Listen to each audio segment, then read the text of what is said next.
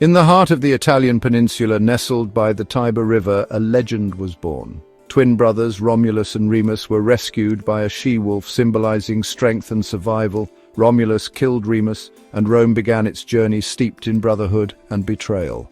Rome's early days were likely those of a small village growing by the Tiber River. Their story reminds us that even grand empires spring from modest origins.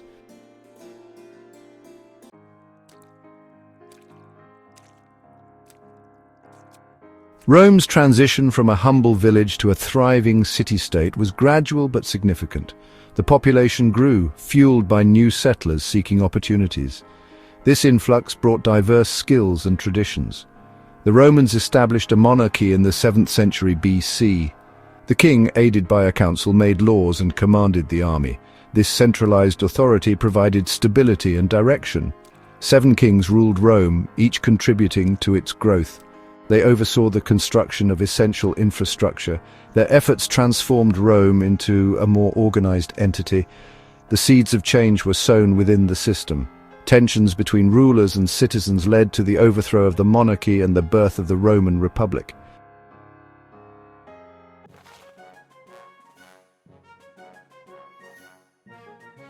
The year was 509 BC. A wave of discontent simmering beneath the surface of Roman society finally erupted.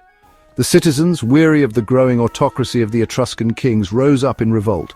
This uprising, a pivotal moment in Roman history, marked the end of the monarchy and the dawn of the Roman Republic.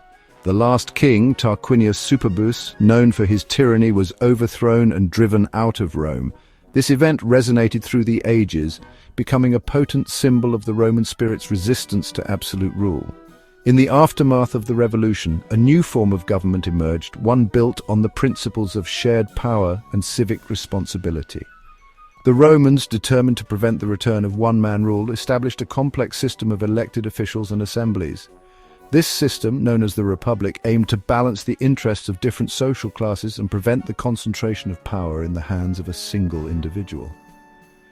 At the heart of this new government lay the Senate, a council composed of elder statesmen who had held high office. The Senate, revered for its wisdom and experience, wielded significant influence. It advised the elected officials, controlled state finances, and played a crucial role in shaping foreign policy. The Senate's pronouncements carried great weight, shaping the course of Roman history for centuries. However, the early years of the Republic were far from peaceful. Rome, now a fledgling state surrounded by rivals, faced numerous threats. Neighboring tribes, sensing vulnerability, tested the Republic's resolve. Internally, the struggle for power between the aristocratic patricians and the common plebeians created social unrest. These early challenges, however, would forge the character of the Roman Republic. They instilled a sense of shared purpose and a willingness to fight for their hard-won liberty.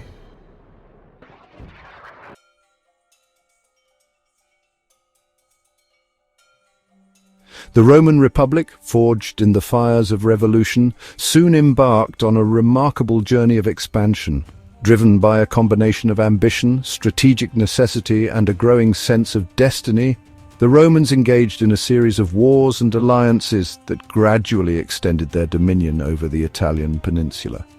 This relentless expansion, spanning centuries, transformed Rome from a regional power into the dominant force in Italy.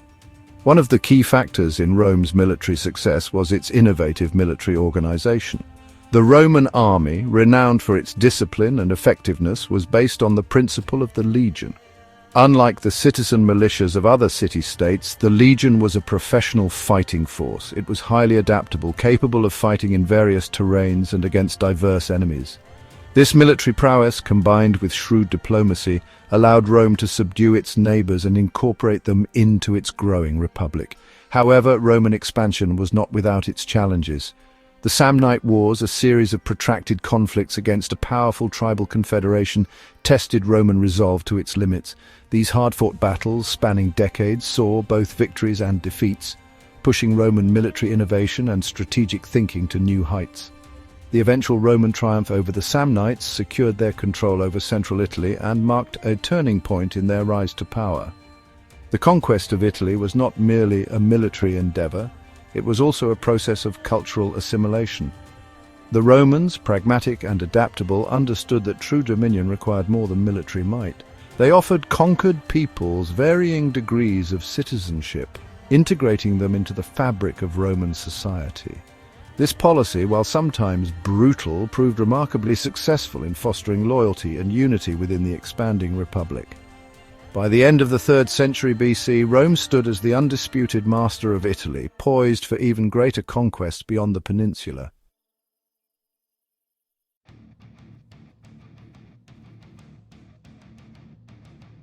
The stage was set for a clash of titans. Rome, now the dominant power in Italy, found its ambitions colliding with those of another rising empire, Carthage. This North African city-state, with its powerful navy and vast trading network, controlled much of the western Mediterranean. The ensuing conflict, known as the Punic Wars, would become a defining chapter in Roman history, shaping the destiny of the ancient world. The First Punic War, which erupted in 264 BC, was fought over control of the strategically vital island of Sicily. The war, lasting over 2 decades, saw intense fighting both on land and at sea. The Romans, initially lacking a strong naval presence, adapted quickly. They built a powerful fleet and, in a remarkable feat of engineering, developed innovative boarding bridges that allowed their legionaries to transform naval battles into land engagements. This relentless innovation and determination eventually led to Roman victory, securing their first overseas province and marking the beginning of their maritime dominance. The Second Punic War, from 218 to 201 BC, witnessed the emergence of one of history's most legendary military commanders, Hannibal Barca. Hannibal, a Carthaginian general of unmatched tactical brilliance, led his army on an audacious march across the Alps, invading Italy and inflicting a series of crushing defeats on Roman legions. For over a decade, Hannibal remained a constant threat, his very name striking fear into the hearts of Roman citizens. However, Rome's resilience and determination, coupled with Hannibal's inability to strike a decisive blow against Rome itself, ultimately turned the tide. The Roman general Scipio Africanus, mirroring Hannibal's boldness, invaded North Africa, forcing Hannibal to return and defend his homeland. This culminated in the Battle of Zama, where Scipio decisively defeated Hannibal, securing Roman victory and cementing their position as the dominant power in the western Mediterranean.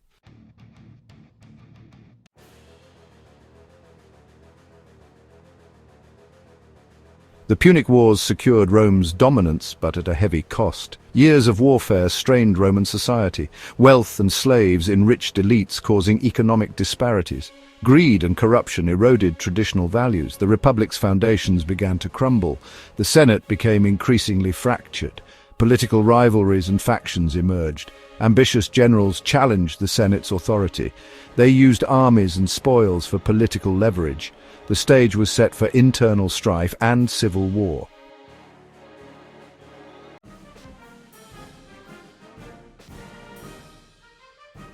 From the turmoil of the Republic emerged Julius Caesar, a brilliant strategist and shrewd politician.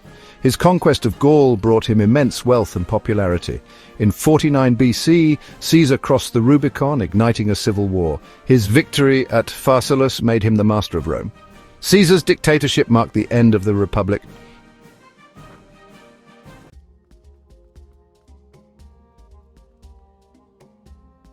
From Caesar to Augustus, the dawn of a new era, the Roman Empire. The assassination of Julius Caesar on the Ides of March, 44 BC, sent shockwaves through Rome.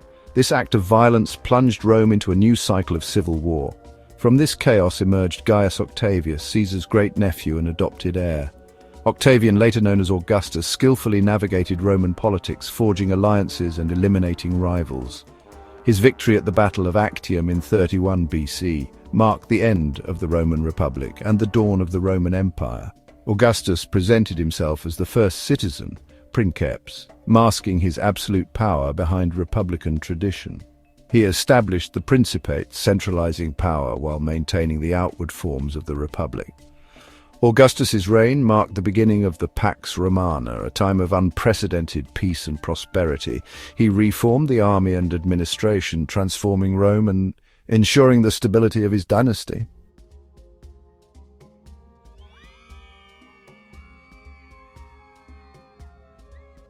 The Pax Romana, a golden age of peace and prosperity.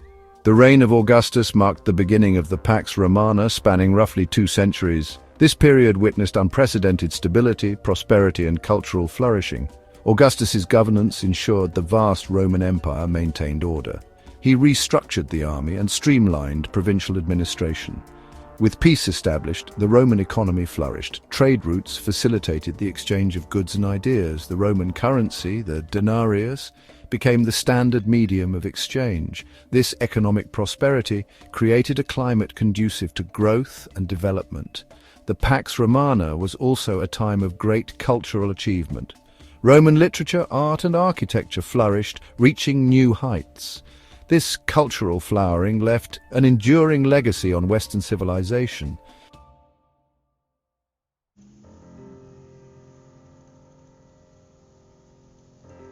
The Roman way of life. From bustling cities to grand villas, a glimpse into Roman society. The Roman Empire was united by a common language, legal system, and way of life. Roman society, though stratified, offered social mobility and opportunity. The elite lived in opulent villas, indulging in leisure and intellectual pursuits. Education was highly prized among the elite. The average Roman citizen lived in crowded apartment buildings called insulae. They worked hard in manual labor, forming the backbone of the economy. Despite hardships, Roman citizens took pride in their citizenship. Religion played an integral role with elaborate temples and festivals.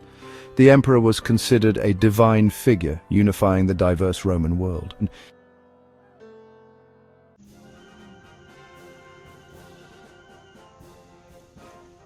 The grandeur of Roman engineering and design. Roman architecture embodied the empire's power and grandeur. The Colosseum, a massive amphitheater, could hold up to 80,000 spectators. Completed in 80 AD, it was a marvel of engineering and design. Gladiators fought to the death, and naval battles were reenacted for entertainment. Roman roads, bridges, and aqueducts connected the empire. Roman roads allowed for the rapid movement of troops and goods. Roman aqueducts carried fresh water to urban centers. The Pantheon, completed in 126 AD, boasts the largest unreinforced concrete dome. These structures serve as tangible reminders of the grandeur of the Roman Empire.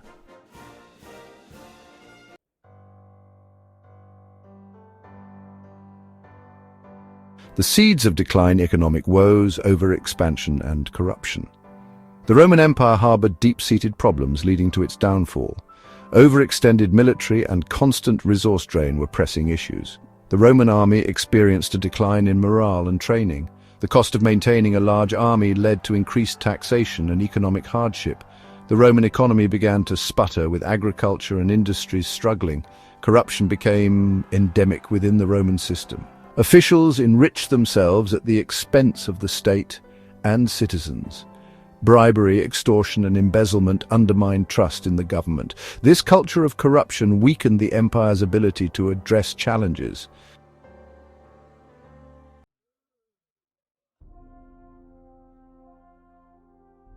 Section 2. The Barbarian Tide.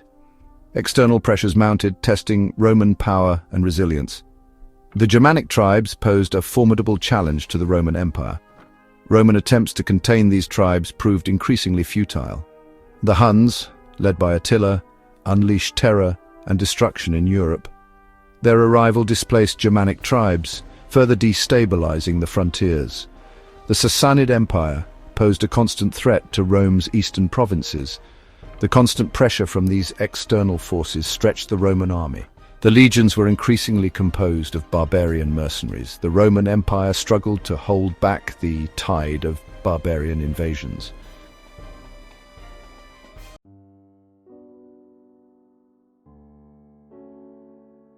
Section 3. The Fall of the West. A crumbling empire divided, sacked, and transformed. The 5th century AD witnessed the dramatic decline of the Western Roman Empire.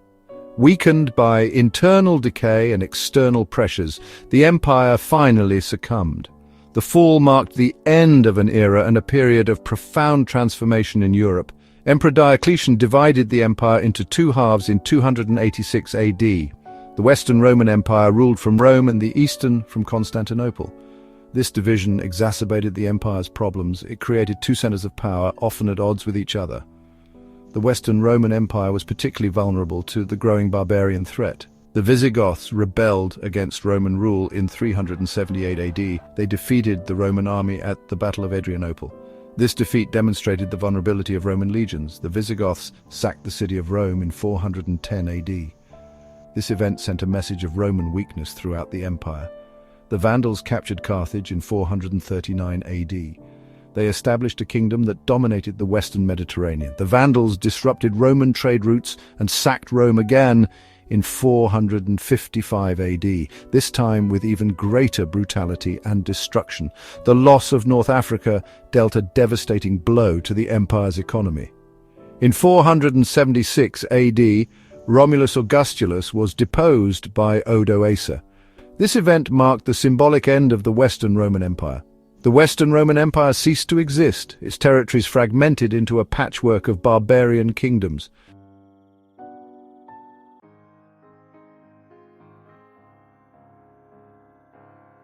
Section 1. Echoes of Grandeur. The fall of the Western Roman Empire was a slow decline, driven by internal decay, economic woes, and barbarian pressure. The deposition of Romulus Augustulus in 476 AD marked a symbolic end, but the Eastern Roman Empire thrived in Constantinople. The Byzantine Empire preserved Roman culture, serving as a center of learning and commerce. The fall of Rome paved the way for new societies, blending Roman traditions with their own customs.